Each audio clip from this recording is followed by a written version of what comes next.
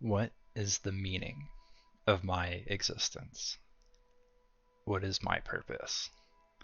Why is this life worth living?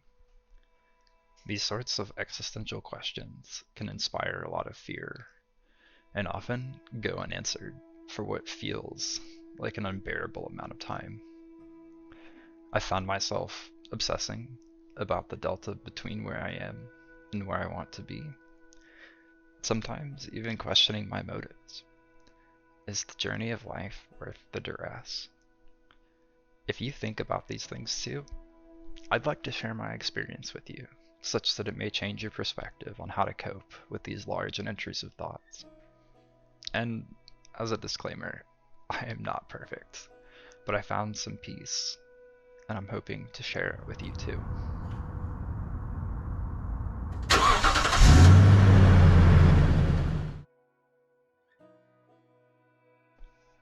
One of the hardest parts of starting this journey is to understand that where you are is exactly where you should be.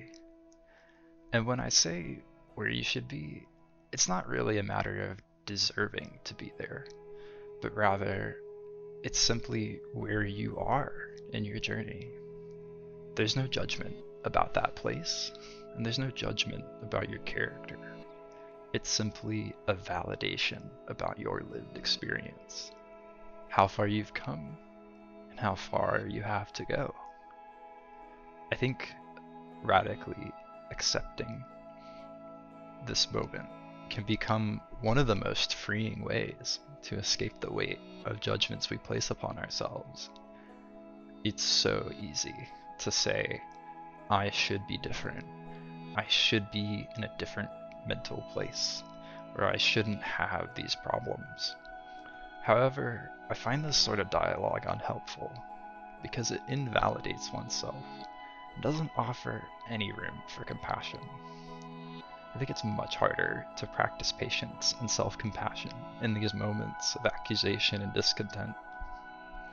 For context, there was a point in my life where I had lost most of my executive function. Some incredibly traumatic events had occurred, which caused me to spiral into a profound depressive state. One of the things that I remember chanting over and over were phrases such as, I don't want to be like this. I don't want to be having this problem. Why do I have this disorder? And I wish this was different. And after reciting this over and over, it got to a point where I felt like there was no escape. I had convinced myself that this trauma was permanent. I had fostered a sense of self-hatred because accepting who I was in that moment felt like I would be betraying my core values, the very values that had led me to extraordinary places and had motivated me to achieve incredible accomplishments. I held on to a belief that it was paramount to be exemplary and that anything less would be unforgivable. I think this perspective caused my thinking to be fixed on a binary scale. Either I was performing, or I was just a complete degenerate. However, with time, I was able to accept that perhaps it's a scale, it's progressive, it's even arbitrary.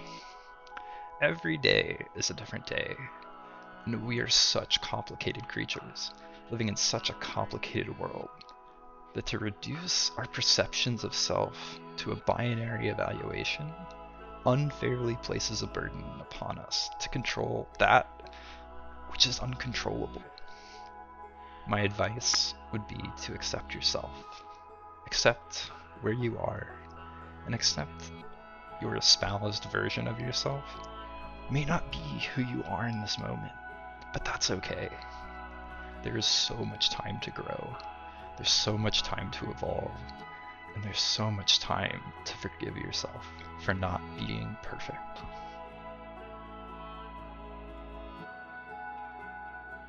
I think a common misconception that can lead to a lot of self-judgment, misery, and that feeling of being trapped is this idea that one needs to juggle everything and handle every situation perfectly. There were times during that depressive episode I described, I would look around my apartment and see a pile of laundry, a pile of dishes, dirty cat litter, and cluttered counters. I would get so down on myself, saying, how could I get my life together? How could I feel better if I don't even have the willpower to do the dishes? And just like with our previous concept of acceptance, I think it's really important to identify the small wins that occur, because not only does it give a sense of progress, but it also can give a sense of mastery as those wins accumulate. So, for example, maybe I didn't do the dishes today, but maybe I was able to put all of my laundry in the bin. In my eyes, that's a win. Maybe tomorrow, I'll be able to do a little bit more. Or maybe not. I think it's possible to extend this idea to more meta concepts as well. So for example, let's say I just heard some really bad news, and I felt really overwhelmed by it, leading to a desire to escape the feeling of sadness. No matter how I respond to that desire of escape, effective or not, I think there's a win there, identifying the response. That thought of I need to escape this feeling. Even if I respond by defaulting to some sort of problematic behavior in order to cope, I don't need to be proud of that behavior, but I also don't need to judge myself for defaulting to it either. Maybe next time I'll have the wisdom to do something different. I think there's great power in incremental progress and developing a sense of mastery as one learns to identify how they respond to all the things that occur in one's life, stressful and pleasant. As I've progressed down the path of self-mastery, I found that it's still easy to get caught in this desire to be the espoused version of oneself. Leading slightly into the previous idea of incremental progress, I think gratitude can play a huge role in shifting one's mindset. In the previous example about laundry, the concept of gratitude that I want to share can be expressed by the idea that I am grateful that I can do this myself. Perhaps last week I couldn't get out of bed, but this week I can make my home a little bit better. I think this idea helps cultivate a sense of hope that things can change. I think it also builds compassion, and perhaps also reinforces a regular practice of acceptance. Life could be wonderful, or it could be disparaging, but seldom do I believe that there is nothing to be grateful for. And I want to be clear, I don't mean gratitude in the sense of sitting at the table during Thanksgiving and sharing the top 3 things that you're grateful for, like a dog or a cat or a fish, but rather gratitude that you have made it another step in your journey, and that you've made it one more day in this incredibly challenging world that we live in. No one has ever asked for the burdens inherent to being conscious, but perhaps we may celebrate life by practicing the gift of gratitude. In this essay, I've projected a lot on how you might be feeling based off of my previous experience. And I totally get it if this isn't for you or if your story is different. And if it is, please share it below or send me a DM. I think there's a lot of potential for healing and sharing one's perspective. Thank you for listening. Thank you for your attention. And I wish you luck on your journey.